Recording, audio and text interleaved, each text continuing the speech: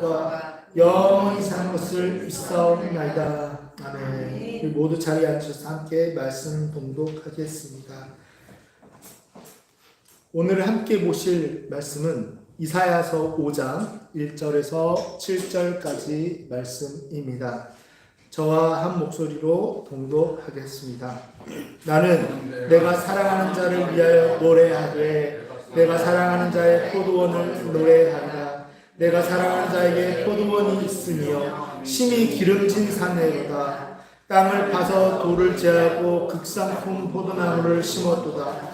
그 중에 망대를 세웠고 또 그 안에 술틀을 팠도다. 좋은 포도 맺기를 바랐더니 들포도를 맺었도다. 예루살렘 주민과 유다 사람들아 구하노니 이제 나와 내 포도원 사이에서 사리를 판단하라.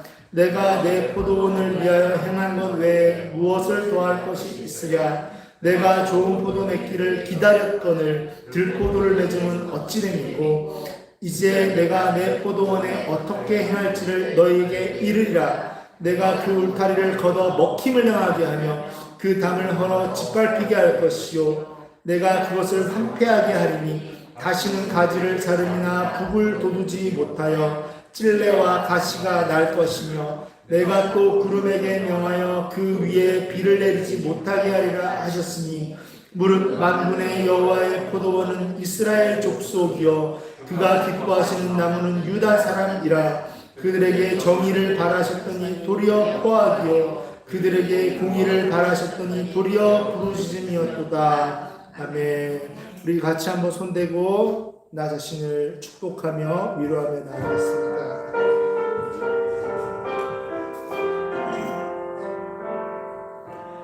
마음을 강하고 담대히 하라. 두려워 말며 놀라지 마라. 내가 어디로 가든지 내가니 여호와가 나와 함께 하리라. 우리 한번 고백할게요. 할렐루야. 아멘. 우리 같이 한번 오늘 말씀의 주제 같이 한번 선포하겠습니다. 떨리는 마음으로 구원을 유지하라. 아멘. 여러분, 구원파 이단이죠. 구원파 이단에 대해 들어보신 적 있으신지요? 이 구원파 이단의 가장 큰 문제가 무엇일까요? 바로 십자가 보혈을 강조하기는 강조하는데 이 십자가 보혈의 효력을 강조하면서 한번 얻은 구원은 어떤 경우에도 탈락되거나 박탈될 수 없다고 주장하는 게 문제인 겁니다. 그렇기에 설령 막사라도 무조건 조건 없이 구원이 유지된다라는 그런 논리인 거죠. 구원을 얻은 이후 우리의 행위가 구원의 유지에 영향을 안 미친다는 거예요.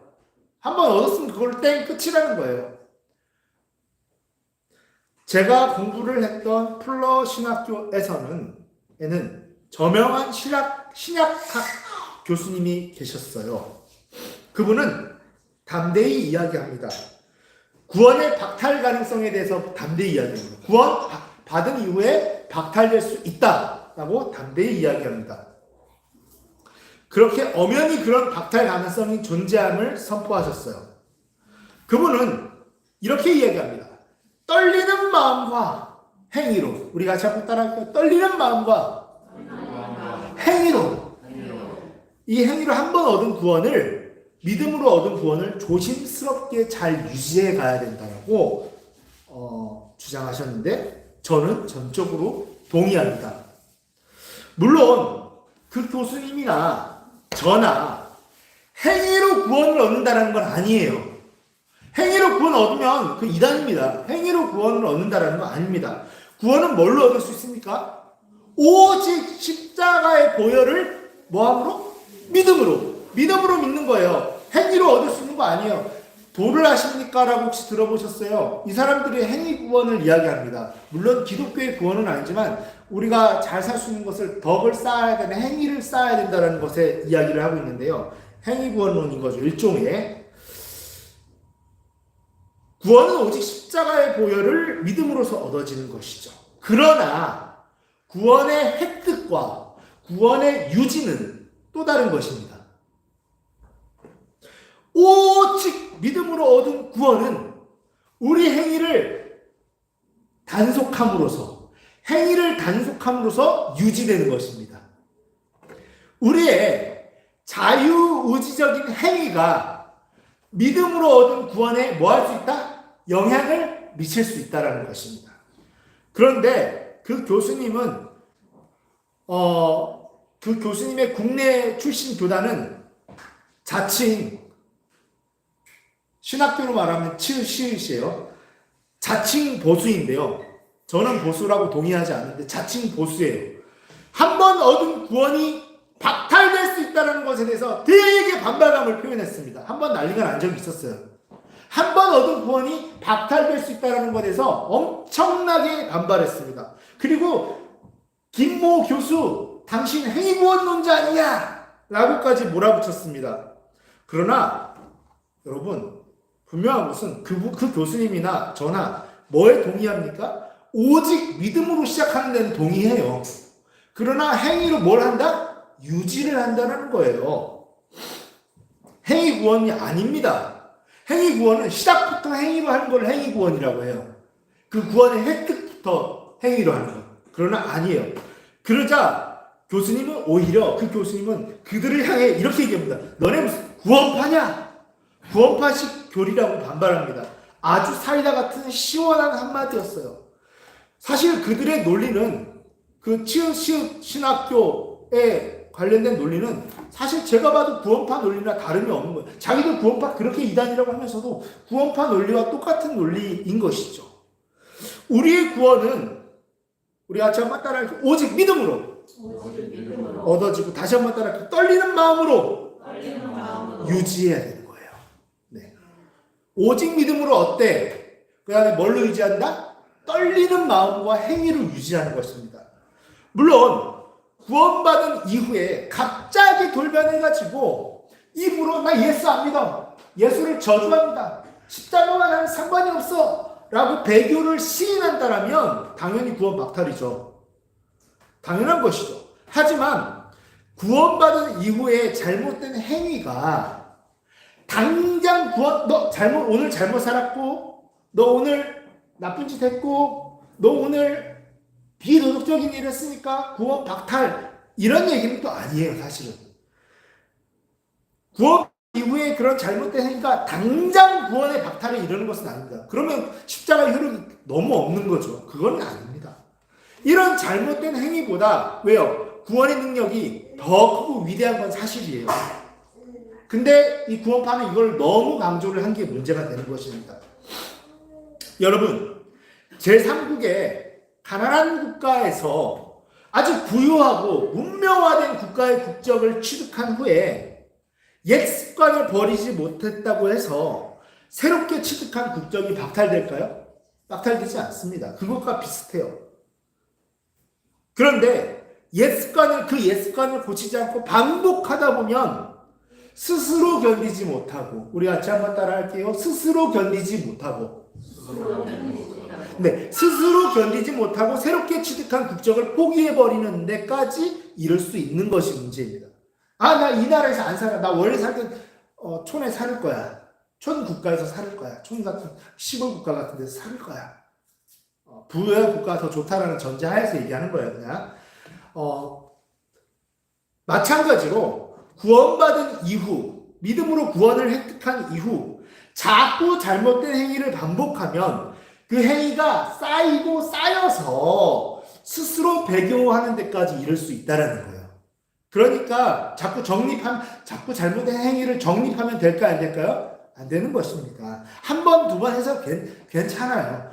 괜찮다는 표현보다 구원이 박탈되는 건 아닙니다. 이 잘못된 행위가 쌓이면 하나님이 노하셔가지고 박탈해버리시나요? 그것도 아닙니다. 잘못된 행위가 쌓이고 쌓였을 때 누가요? 스스로 배교하게 되는 것입니다. 그래서 구원받은 이후 잘못된 행위한다고 바로 구원이 박탈되는 것은 아닙니다만은 바로 회개하고 그 행위가 반복되지 않도록 근신하는 것은 정말 중요합니다. 오늘 본문 1절은 이렇게 선포합니다.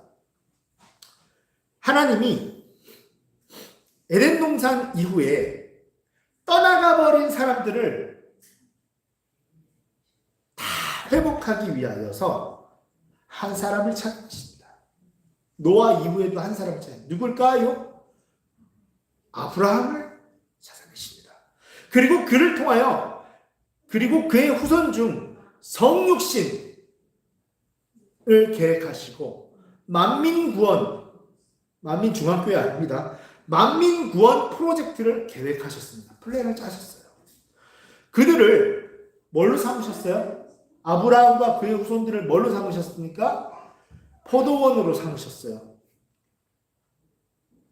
그들을 포도원 삼아 세상이 그 앞으로 다시 돌아올 수 있도록 맛있는 포도를 배출하기를 바라시고 기름진 땅에 심으셨다.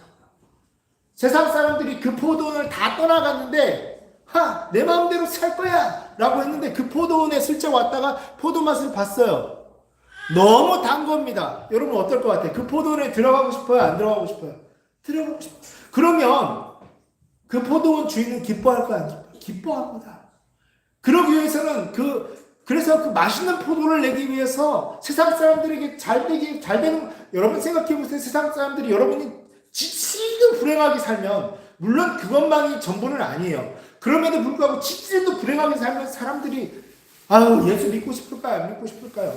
안 믿고 싶을 거예요. 하나님 입장에서는 모든 사람들이 예수를 믿기 원하십니다. 그러기 위해서는 이 포도 맛이 좋아야 돼요? 안 좋아요? 좋아야 돼요. 그러니까 여러분을 잘 되게 하시고 복 주시고 기름 부어주시고 여러분의 땅을 기름지게 해놓으셨어요. 그러면 우리가 해야 될 일은 뭐예요? 아싸 다 내 거다 이렇게 해야 될까요? 아니면 기름진 것을 수출을 내야 될까요?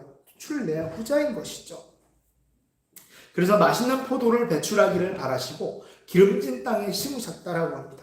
그리고 2절에는 뭐예요? 좋은 포도를 맺기를 기대하신 거예요. 여기서 바랐더니, 좋은 포도를 맺기를 바랐다고 하셨어요. 바랐더니의 이 히브리 원형 카와는 바라보면서 참을성 있게 기다리는 모습을 나타내는 동사입니다. 오랜 세월을 두고 무엇을 위해? 만민 회복을 위해 기준으로 택하신 백성들. 여러분 우리 학교 다닐 때 하셨던 거, 초등학교 때 중학교 때 하셨던 거 한번 해볼게요. 오른손을 들고 제가 기준하면 다 기준하는 겁니다. 기준! 네, 다 기준 삼으신 거예요. 그래서 기준에게 특별히 복을 주십니다. 특별히 기준에게 잘 되고 건강하고 모든 관계가 좋아지는 복을 주십니다. 기준으로 택하신 백성들이 뭘 해야 돼요? 선한 열매를 맺기를 바라시고 또 바라시고 참을성 있게 바르셨다는 거예요. 그런데 이스라엘 백성이 무슨 포도를 맺었어요? 들포도를 맺어버렸습니다. 들포도에 해당하는 히브리어 원어 빼우심이라는 단어는 겉모양으로는 포도 열매 같은데 실제로는 그 크기가 작고 딱딱한 야생 포도인데요. 되게 써요. 그리고 씁니다. 심지어 어떤 것들은 약하게나마 독을 함유하는 그런 해로운 것들도 있어요. 맛없고 못 먹을 만한 것도 넘어서 가지고 독까지, 사람이 먹으면 죽는 독까지 있으면은 이 예수 믿는 사람 잘못 만났다가 완전히 다 뒤집어지는, 사기당하고 이런 일들 있잖아요. 그래서 예수 안 믿는다고 하고 교회 다니는 사람들한테 사기당해가지고 이거 독을 맺어요. 독을. 그냥 먹을 수 없는 것은 당연하고 음료로도 만들 수 없는 무익한 것들만 맺어버린 겁니다. 근데 문제가 뭘까요? 여러분, 저는 농사를 안 지어봤지만 그래도 이론적으로 봤을 때 땅이 기가 빨린다 그러죠? 그래서 땅도 이렇게 한 해 묵어가면서 하는 경우도 있잖아요. 땅이 기가 빨리는, 영양분이 다 빨리는 겁니다. 오히려 땅의 영양분만 다 빨아먹는 무익하고 악한 것들인 거죠. 포도원지기 입장에서는 일단 징벌 이전에 뭐부터 해야 돼요? 뽑아내는 것부터 해야 돼요. 왜냐하면 땅을 더 망치거든요. 땅을. 그래서 4절에는 이렇게 엠파시스해요. 막 강조하십니다. 포도원이 좋은 열매를 맺기를 바라시면서 오래 기다리셨다고요. 중요한 것은 이 기다림이라는 단어의 히브리어 원어가 완료형이라는 거예요. 완료형이라는 거 이게 무슨 뜻일까요? 하나님의 이러한 기다림이 더 이상 지속된다, 안 지속된다? 안 지속된다라는 뜻이에요. 완료형이기 때문에. 내가 기다리고 있다와 나 기다렸었다의 느낌이 차이를 아시겠죠? 끝났다라는, 이 기다림이 끝났다라는 거예요. 무서운 말이 쓰입니다. 즉 하나님의 인내하심이 끝이 났다는 사실을 나타내는 것입니다. 뭐가 남아있다 이제? 심판이 남아있다라는 완곡한 표현이 봐도 기다림이 끝났다는 것입니다. 오래 기다리셨다라는 거예요. 그리고 이어지는 5절과 6절에서는 이러한 심판에 대한 선언이 이제 시작될 것입니다. 무서운 걸 시작할 거예요. 이제 5절 전반부에는 이렇게 말씀하십니다. 5절 처음에 전반부에는 내가 내 포도원에게 어떻게 심판할지를 너희에게 말해줄게. 내가 말해줄게 이르리라에 해당하는 오디아라는 이 히브리어 원어는 아주 특이한 표현입니다. 체험을 통해 그 대상의 본질에 이르기까지 깊이 아는 것을 뜻해요. 예를 들어서 물은 이런 뭐 이렇게 뭐 화기호로 이루어져 있고 흰색이 무색이며 이렇게 이론서로 써 있는 것과 물을 마셔보는 것은 다르죠. 마셔보는 것으로 경험하게 해주겠다라는 거예요. 소위 말해 이 땅에서 뼈저리게 느끼게 해주겠다라는 뜻입니다. 너에게 이르리라라는 것은, 너에게 말씀하시겠다라는 것은 말씀을 귀에 들리는 것이 아니라 뼈저리게 느끼게 귀에 들리게 해주겠다라는 것입니다. 그리고 또한 이 단어는 미완료로 쓰였어요. 아까 기다림이라는 단어는 완료형으로 써 있었죠. 근데 이 이르리라, 너에게 말하리라 라는 단어는 미완료라고 쓰였다는 것은 하나님의 아주 단호한 의지인 겁니다. 앞으로도 계속 말할 것이고 난 지금 계속 할 거야 이제 라는, 반드시 그렇게 하시고 말겠다라는 단호한 의지입니다. 혹독한 현재적인 심판을 내려서라도 배교에 이르지 않도록 하시겠다는 거. 한마디로 말해서 부모가 자식을 회초리를 때릴 때 그것이 최종적인 사형 선고인가요? 아니잖아요. 그것과 마찬가지인 것을 현재적인 심판으로 표현합니다. 현재적인 심판. 이 현재적인 심판을 해서라도 배교에 이르지 않도록 하시겠다는 거예요. 어떻게 하시냐면요, 하나님이 그 울타리를 걷어가지고 먹힘을 당하게 하시겠다는 겁니다. 그 전에는 울타리가 있어가지고 있는 줄도 나는 몰랐어요. 그냥 내가 밤에 잠 자고 일어나도 포도가 그대로 다 있어요. 그러니까 이 나무 입장에서는 두려울 게 없는 거예요. 아, 나를 노리는 사람이 없구나, 나를 노리는 공중권세 세력이 없구나, 이렇게 생각했는데요, 그 울타리를 걷으니까 뭐예요? 벌떼처럼 몰려와가지고 눈이 시뻘개져서 나를 물어뜯고 막 물고 늘어집니다. 그런 일들이 일어난다는 거예요. 울타리를 걷어서 먹힘을 당하게 하시겠다는 거예요. 왜요? 배교까지 가지 않도록 하기 위해서. 하나님께서는 아브라함의 후손 중에서도 남유다 족속을 기준된 백성으로 삼으셨어요. 아까 기준했죠? 기준된 백성으로 삼으심으로써 그들을 어떻게든 그들의 어떠함과 상관없이 보호해 오셨습니다. 여러분의 어떠함과 상관없이 보호하신 하나님께 우리 한번 같이 고백할게요. 주님, 혹시라도 떠나지 마소서. 하나님이 벌하는 게 아니에요. 하나님이 지금 자기적이에요, 부자기적이에요. 부자기적으로 더 이상 보호하는 손길을 뻘치기만 이렇게 빼기만 해도 주위의 세력들이 몰려와서 일이 꼬이기 시작하고 일이 터지는 겁니다. 하나님이 꼴밤을 때리신 게 아니에요. 보호하던 손길을 거두신 거예요. 그냥 하나님이 선택하셨죠. 여러분이 하나님을 선택하시고 이스라엘 백성이 하나님을 선택하셨나요? 아니, 하나님이 우리를 선택하셨어요. 할렐루야. 하나님은 선택한 것에 대한 의무를 다해 오셨어요. 그럼 우리는 선택받은 것에 대한 뭘 해야 돼요? 의무를 다해야 됩니다. 그러나 남유다 백성은 최소한의 의무적 사명조차 감당하지 않고 내팽개쳐 온 거예요. 하나님이 기다리다가 기다림이 어떻게 됐다? 끝났다라고 하십니다. 그렇게 뼈저리게 느끼게 해서라도 구원을 행동으로 유지하도록 하겠다는 것입니다. 하나님의 이러한 현재적인 심판은 궁극적으로는 회복의 도구인 것이에요. 여러분, 지금 우리들에게 문제들이 혹시 생기고 있습니까? 그 문제가 눈으로 3차원의 세상으로 볼 때는 너무나 많은 이유들과 연관성들이 있는 것 같아요. 그러나 그 정말 터지는 이유가 뭡니까? 하나님이 거두시기 때문입니다. 미워서 버렸기 때문에 거두시는 게 아니에요. 돌아오라고 가끔씩 거둘 때가 있습니다. 돌아오라고. 한번 나 자신의 행위를 돌이켜 보기를 원합니다. 내가 의무를 다하고 있는지 말입니다. 꼭 헌금만을 얘기하는 게 아니에요. 꼭 주일 성수만을 얘기하는 게 아니에요. 내가 정말로 세상을 살아가는 6일 동안 사람들에게 좋은 선한 열매를 맺고 있는지. 가끔 봉사활동을 열심히 하는 사람이 있어요. 이런 사람들이 이걸로 무조건 상급을 받을지는 않을지는 몰라도 적어도 선한 열매는 맺고 있는 것이죠. 그런 부분을 또 본받아야 돼요. 하나님이 그런 것들까지는 생각하고 계신다는 거예요. 내가 의무를 다하고 있는지 생각해 봐야 돼요. 하나님은 선택하시는 것에 대한 의무를 성실히 하셨어요. 보호하셨고 나는 그 안에 잘 있었는지, 좋은 열매를 맺었는지. 이게 지속되면, 이 행위가 계속 잘못된 행위가 지속이 되면 마음이 강팍해집니다.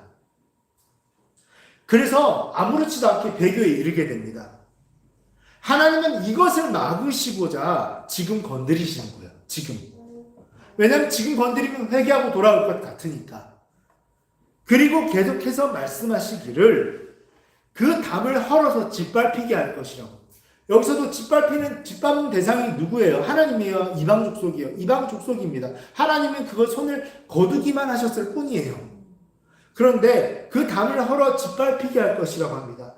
그 담에 해당하는 원어 깨데로, 히브리어 원어 깨데로는 시온의 성벽을 의미합니다. 이것은 예루살렘 성전과 그 시내를 보호하고 있던 성벽이었어요. 이것이 완전히 파괴되도록 내버려 두시겠다고 선언하시는 거예요. 완전히 헐어로 번역된 이 히브리어 원어 파로츠는 단순히 허무는 것을 의미하는 단어가 아니에요. 봉인된 것 있죠. 봉인된 것을 찢어서 젖히는 것을. 그동안 우리의 삶이 하나님의 성령의 영으로 봉인되어 있었어요. 그래서 내가 잘해서 평탄한 삶이, 특별한 병이 안 터지고 살아가는 게 아니었어요. 하나님을 신뢰하지 않을 때 하나님이 그 봉인을 해제하시니까 그 주위에 우글우글거리던 것들이 몰려드는 것 뿐입니다. 봉인된 것을 해제되는 것이에요. 그런 것을 의미하는 것이 바로 히브리어 원어 파로츠, 열어라는 것, 헐어. 이 바벨론의 침공으로 그 믿음직스럽던 예루살렘 성벽, 여러분에게 믿음직스럽던 성벽은 어떤 것이 있을까요? 한번 생각해 볼 필요가 있어요. 이 믿음직스럽던 예루살렘 성벽이 마치 종이 찢어지듯이 완전히 파괴될 것이라는 사실을 생생하게 예언하는 것입니다. 우리에게 주어진 모든 것은 기름진 밭과 같아요. 이 기름진 밭 내가 기름지게 했습니까? 내가 갈았습니까? 아니에요. 하나님이 뭐 하라고? 열매 맺으라고 밭 다 갈아주시고 기름지게 영양분지게 해줬어요. 그거 어떻게 해야 될까요? 선한 열매를 반드시 맺어야 됩니다. 하나님이 목적이 있어서 기름지게 가꾸어 주신 거예요. 그런데 내가 하나님께 행위적으로 의무를 다하지 않을 때 믿었던 모든 것들이, 내가 신뢰하고 무의식 중에 신뢰했던 모든 것들이 종이장처럼 찢겨 나갈 수도 있다는 거예요. 6절에는 이렇게 선포하십니다. 다시는 가지를 자름이나 북을 돋우지 못할 것이라고. 제가 농사를 안 지어봐서 이번에 말씀 준비하면서 새롭게 좀 아는 것들이 있습니다. 북을 돋는 게 무엇인지. 혹시 농사 부여하신 분들은 또 아실 거예요. 근데 저는 이번에 처음 알았어요. 북을 돋는 게 무엇이라는 것을. 일단 가지치기를 함으로써 포도나무를 더욱 건강하게 합니다. 가지치기를 해줌으로써 포도나무 줄기에 좌우로 수없이 삐져나온 가지들을 쳐주지 않고 방치해두면 당연히 상식적으로 튼실한 열매가 맺을 수 없죠. 영양분이 다 골고루 다 빠져나가니까요. 그래서 포도원 지기들, 이 포도원 지기는 하나님을 상징합니다. 포도원 지기들은 정기적으로 가지치기를 해주어야만 했어요. 그러나 하나님은 더 이상 이런 가지치기를 해주지 않으실 것이라는 거예요. 그동안 가지치기를 어떻게 해주셨냐면 이사야 선지자나 미가 선지자 같은 주의 종들을 통해서 가지치기 하는 차원에서 돌이킴을 촉구했어요. 그런데 이제 놔두겠다는, 왜요? 기다림이 끝났기 때문입니다. 하나님의 가지치기를 거부했고 싫어했어요. 그래서 발생한 결과입니다. 좋은 말만 해주는, 달콤한 말만 해주고 재밌는 말만 해주는 선지자들을 좋아한 결과인 것입니다. 그 결과는 바벨론 침공으로 인한 완전 멸망이었어요. 완전 멸망. 이것이 바로 택한 백성의 구원의 박탈은 아니에요. 여러분 혹시라도 이렇게 중간에 그 성경에 나오는 우사라든지 언약궤를 만져서 죽은 우사라든지 이런 사람들이 저주받아서 지옥까지 갔을 거라고 절대 그렇게 생각하면 안 됩니다. 그 징벌하고 언약적인 징벌하고 정말 그 이스라엘 백성에서 떠난 것하고는 얘기가 아예 다른 것입니다. 그래서 이런 멸망이 택한 백성의 구원의 박탈은 아니에요. 확실하게 아셔야 됩니다. 단지 매우 뼈저리게 느껴지는 2단계 징벌로 들어가는 것이에요. 그래서 북을 돋운다는 의미가 뭘까 찾아봤어요. 히브리어 원어의 그 원래 동사 원형은 나무가 심겨져 있는 흙을 삽 따위를 사용하여 두툼하게 도두어 주는 거를 북을 두두어 주는 것이라고 합니다. 나무가 건강하게 자라기 위해서 농부가 1년에 서너 번은 해야 되는 일이라고 해요. 게을리하면 나무 뿌리가 흙 밖으로 이렇게 드러나서 쇠약해지고 거센 비바람에 뽑힐 수도 있대요. 하나님은 계속해서, 그러니까 우리가 문제가 터질만 하면 하나님이 그거 뒤처리해 주시고, 터질만 하면 그 뒤처리해 주시고, 그 북을 돋아주신 거예요. 근데 이거 안 하면 어떻게 될까요? 점점 뿌리가 밖으로 나오면서 그냥 뒤집혀 버립니다. 어느 순간. 여러분이 그런 삶이 되지 않기를 축원합니다. 하나님은 이제 관심을 이제는 더 이상 기울이지 않고 내가 방치하겠다는 이런 일이 우리 안에 일어나는, 이거는 구원의 멸망을 뜻하는 것이 아닙니다. 무슨 이 현재적인 심판 안에서 뼈저리게 느끼게 되는 거, 이거 좋아하는 사람이 누가 있습니까? 이거 아무도 겪지 않으시기를 축원합니다.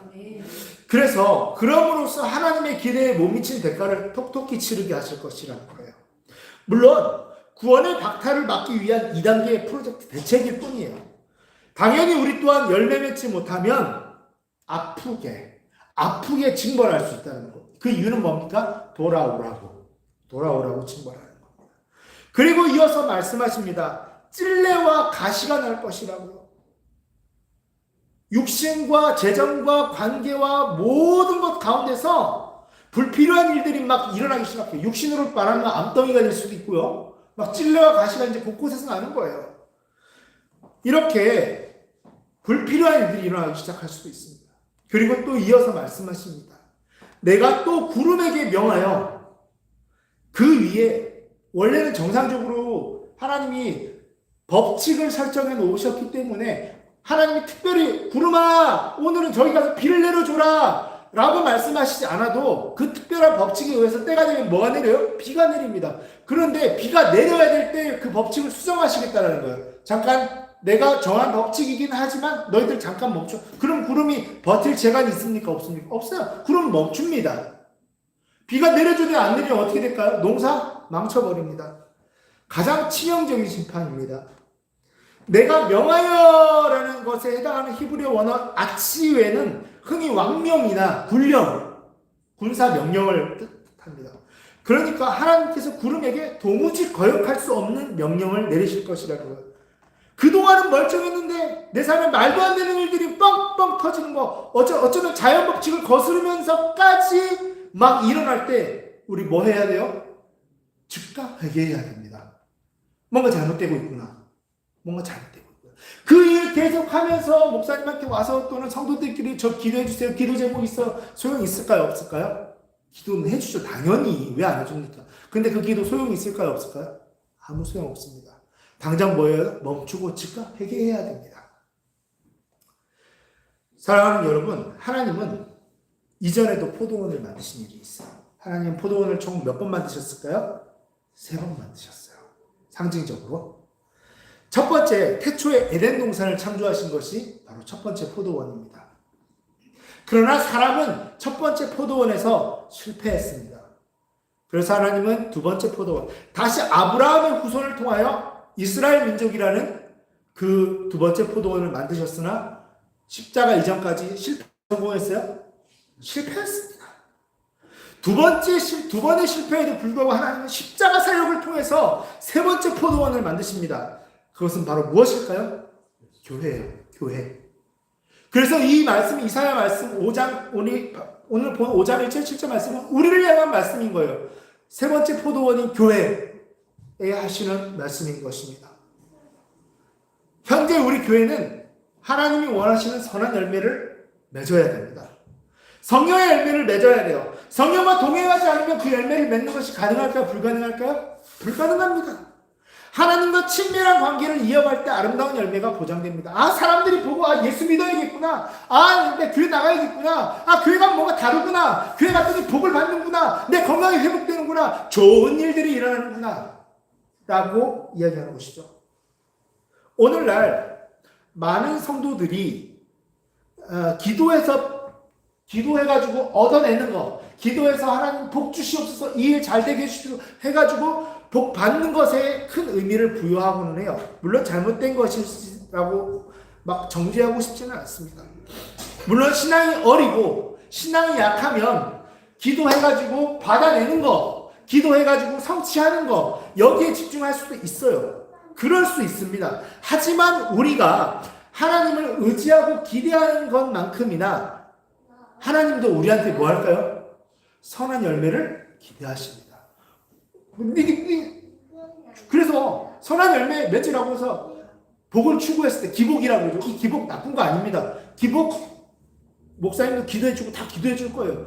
기복 나쁜 거 아니에요. 복 주십니다. 그것이 조금 샤머니즘적이고 무속적인 약간 느낌이 날지라도 하나님 불쌍히 여기시고 복 주세요. 그거 복 안 주신다고 하면 그는 기독교적인 교리는 아니에요. 하나님은 그런 분이시죠. 그럼에도 불구하고 어떤 사람은 이렇게 얘기하죠. 정말로 하나님을 바라면 복을 추구하면 안 되고 하나님만을 사랑하라고. 여러분, 인생이 다 그렇습니까? 그렇지 않잖아요. 우리의 필요한 게 얼마나 많습니까? 구하세요. 하나님은 주십니다. 대신에 너희도 선한 열매 좀 맺으라는 겁니다. 또한 하나님은 많은 양의 다량의 포도 이전에 어떤 포도를 기대하실까요? 여러분 한번 생각해 보세요. 전혀 맛없는 샤인머스켓 먹었는데 시큼한 머스켓 이만큼 드리는 거하고 딱 한 송이라도 아주 달고 굵직한 샤인머스켓하고 어떤 게 좋습니까? 양보다 질입니다. 질 좋은 포도를 기대하세요. 가수원을 하는 농부들은 무조건 다량의 열매를 기대하지 않습니다. 무조건적인 다량의 열매는 좋은 품질의 과일을 얻을 수 없어요. 상식인 것 같아요. 그래서 포도나무의 경우 열매를 맺을 때가 되면 아까도 말씀드린 것처럼 열매를 맺는 순 가운데 일정한 양만 남기고 다 제거해주는 영양분이 몰릴 수 있도록. 양보다 뭐가 중요해요? 질이 중요하기 때문이에요. 지난날 한국 교회를 보면 정말 많은 열매를 맺었어요. 대형 교회가 많이 생기고요. 그런데 오늘날 더 크고 화려한 교회를 짓기에 몰두하는 경향이 있습니다. 교회를 짓는 것도 좋습니다. 좋아요. 우리는 좋은 품질의 영성을 맺어야 해요. 우리 같이 이렇게 좌우 앞뒤 바라보면서 한번 이렇게 권해볼게요. 같이 권해볼게요. 좋은 품질의 영성을 맺읍시다. 사람만 많이 와서 코미디하게 해주고 막 웃겨주고 이러면서 어떻게든 막 약간 기록적으로 해가면서 사람들 백날 모인 거, 이게 하나님 볼 때 어떤 열매요? 질보다 양인 거예요. 그런데 하나님은 이렇게 한 사람과 목사가 기억할 수 있는 사람들을 대상으로 깊이 영성을 나누고 누리면서, 그러니까 사람들이 너무 많아지는 거 절대 바라지 마세요. 그거 기업이지 다량의 열매지 절대 소량의 열매가 아닙니다. 하나님은 질 좋은 열매는 그렇게 다량의 열매만 맺으면 하나님이 벌 준다 이런 것까지는 아니지만 태태태 다 뱉어버리실 거예요. 여러분 아까 샤인머스켓 그거 갖다 주면 기분 좋아할 사람 누가 있습니까? 단 한 송이라도 단 거 좋아하시. 먹을 만한 거. 두세 사람이 모여 함께 기도하고 함께 하나님을 힘써 알아가는 것. 이게 뭐예요? 성경 공부 바이블 스터디입니다. 힘써 알아가는 것이 정말 중요합니다. 이렇게 하나님을 바이블 스터디하면서 알아갈 때, 디알로지컬하게 신학적으로 알아갈 때 진정으로 내 삶을 하나님께 드려질 수 있어요. 맨날 양으로 모여가지고 하하우 하다가 헤어지잖아요. 얻은 게 없습니다. 그냥 막 살게 되어 있어요, 사람은. 그런데 정말로 그 안에서 깨어지고 정말로 소량의 사람들 안에서 깨어질 때 우리 교회에 한 30명까지 모여도 될 거예요. 그러나 그 이후 정말 아닙니다. 아니라는 것은 제가 거부하겠다는 뜻은 아니에요. 그러나 제가 봤을 때 답이 없어요. 30명 이상 모이면 답 없습니다. 이 질에 있어서 저는 장담할 수 없다는 얘기예요. 30명 이상 모이는데 제가 가세요 하지는 않을 거예요. 그런데 저 솔직히 말하면 답 없을 것 같아요. 과연 50명, 60명 되는 사람을 질로 내가 포장할 수 있을까? 하나님의 능력 주시면 가능하겠죠. 근데 제가 봤을 때는 조금 힘들어 보입니다. 어쨌든 중요한 건 보니까 30명 넘어가지 맙시다가 아니에요. 중요한 건 뭐예요? 양보다 질이다라는 거예요. 질을 추구할 수 있고 질을 유지할 수 있다면 50명이고 어떻고 100이면 어떻습니까? 질을 추구할 수 있어야 된다는 거예요. 이렇게 하나님을 바이블 스터디하면서 알아갈 때 누가복음 3장 9절은 선포합니다. 이미 도끼가 나무 뿌리에 놓였으니 좋은 열매 맺지 아니하는 하나님을 깊이 알아가지 않는 이 다량의 나무 같은 것들은 다 찍어 불에 던져버릴 것이라고 이야기합니다. 합당한 열매, 즉 우상을 배격하고 하나님께 내 삶을 온전히 드림으로써 내가 현재적으로 복을 받아서 영육간의 축복을 받아야 돼요. 그런데 그렇게 하지 못하면 세상은 그것만으로도 충분히 우리를 무시하고 짓밟을 수 있어요. 합당한 열매를 맺을 때 하나님은 거기에 더 기름지게 하시고 더 복을 주실 거예요. 할렐루야. 그때 세상 사람들이 뭐라 그럽니까? 우와, 물론 이런 동기가 썩 좋지는 않아요. 그럼에도 불구하고 뭐라 그러면 우와, 나도 예수 믿어야겠다. 저 사람 교회 다닌다더니 복 주셨나 봐. 이게 썩 좋은 동기는 아닌데 그렇게 해서라도 복을 받아서 세상에 좋은 열매를 맺어야 된다는 거예요. 그 다음에 깊은 영성이 우리 안에 있어야겠죠. 여러분, 초대교회 역시 자만에 빠져 있었어요. 한번 구원하신 성도, 세우신 교회는 파멸을 당하지 않을 것이라. 물론 그때 초대교회, 흩어진 초대교회가 지옥 같다는 얘기는 아닙니다. 하지만 계시록에 보면 에베소 교회가 첫사랑을 잃어버리자 그 촛대와 축복을 옮겨버렸습니다. 잘 되던 일들이 하나님이 그동안 참고 참으셨는데 그냥 그 복을 다른 데로 옮겨버리신 겁니다. 하나님께 모든 삶을 드리고 싶었던 첫사랑, 그것을 회복하시기를 축원합니다. 10배, 100배로 축복받고 아울러 떨리는 마음으로 구원을 유지하시기를 축복합니다. 그렇게 우리가 믿음으로 주님 앞에 설 때 우리는 경험하게 될 거예요. 오늘도 서지 못하는 자가 서고 보지 못하는 자가 보는 역사가 우리의 그 믿음 가운데 망가진 디스크가 회복되고 감기도 회복되는 역사가 있기를 축원합니다.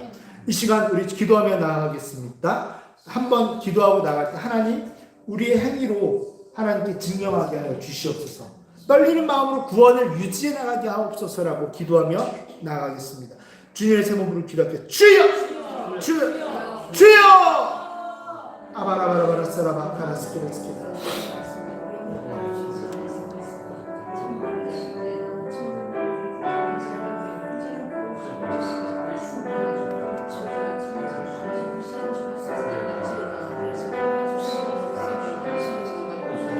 오, 주님 감사합니다.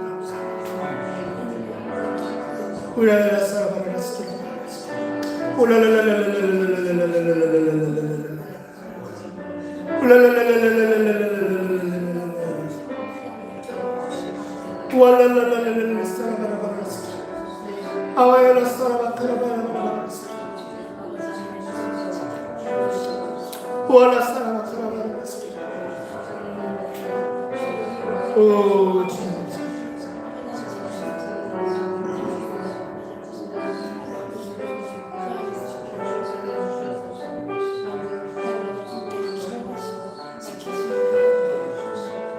하나님, 우리 성도들을 보호하여 주시고 그 보호하는 손길을 거두지 마시옵소서. 거두는 즉시 온갖 일들이 꼬이고 악한 권세가 그 담을 헐고 짓밟을 수도 더 오래 참으시옵소서. 더 오래 참으시옵소서. 더 오래 참으시고 선한 열매까지 보시옵소서. 하나님 보실 수 있습니다. 성령님이 함께 하시고 우리 열매를 맺을 수 있기 때문에 성령님으로 환영하고 인정하고 모셔드립니다. 하나님 선한 열매를 맺어가 주시옵소서. 맺어가 주시옵소서. 우리 포기하고 선언합니다. 내가 맺을 수 없음을 선언합니다. 그러나 성령님 환영하고 인정하고 모셔드리오니 이 시간 내 안에 거주하사 선한 열매를 맺게 하여 주시옵소서. 제가 신이 기도하겠습니다. 아프신 곳에 손을 대고 문제가 있는 분은 가슴에 손을 대세요. 7번 선포할 때 기적이 일어날 줄 믿습니다. 나사렛 예수 그리스도의 성령의 권능으로 감기와 디스크와 손의 수포, 암세포, 치매, 혈관종양, 혹을 비롯한 모든 질병과 문제는 사라질지어다. 나사렛 예수 그리스도의 성령의 권능으로 명하노니 감기와 디스크와 손의 수포, 암세포, 치매, 혈관종양, 혹을 비롯한 모든 질병의 세력은 문제와 함께 사라질지어다. 나사렛 예수 그리스도의 이름과 성령의 권능으로 명하노니 할렐루야. 감기와 디스크와 손의 수포, 암세포, 치매, 혈관종양, 혹을 비롯한 모든 질병은 문제와 함께 사라질지어다. 나사렛 예수 그리스도의 이름과 성령의 권능으로 명하노니 감기와 디스크와 손의 수포와 암세포와 치매, 혈관종양, 혹을 비롯한 모든 질병은 문제와 함께 사라질지어다. 나사렛 예수 그리스도의 이름과 성령의 권능으로 명하노니 감기와 디스크와 손의 수포와 암세포와 치매와 혈관종양, 혹을 비롯한 모든 질병은 문제와 함께 사라질지어다. 나사렛 예수의 이름과 성령의 권능으로 명하노니 감기와 디스크와 손의 수포와 암세포와 치매와 혈관종양, 혹을 비롯한 모든 질병은 문제와 함께 사라질지어다. 여러분 마지막입니다. 나사렛 예수의 이름과 성령의 권능으로 명하노니 감기와 디스크와 손의 수포와 암세포와 치매와 혈관종양, 혹을 비롯한 모든 질병은 문제와 함께 사라질지어다. 하나님 감사합니다. 주님 감사합니다. 하나님 그렇게 된 줄 믿습니다. 우리 가슴에 손대고 축복하며 나아가겠습니다.